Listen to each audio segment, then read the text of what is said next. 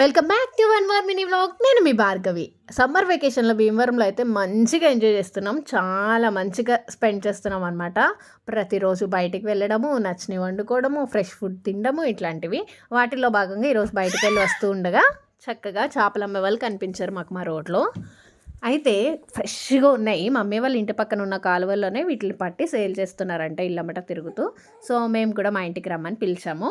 వచ్చారు. తర్వాత ఫస్ట్ అయితే కొరమేను తీసుకున్నాము. 7 చేపలు జస్ట్ 400కో 300కే ఇచ్చారండి. చాలా మంచిగా, చాలా ఫ్రెష్గా, టేస్ట్ అయితే అల్టిమేట్ ఉంది. తర్వాత గురకలు కూడా హెల్త్కి చాలా మంచిది కదా. అప్పుడప్పుడు ఇట్లాంటి ఫ్రెష్ ఫుడ్ దొరికినప్పుడు తినడం అనేది చాలా మంచిది.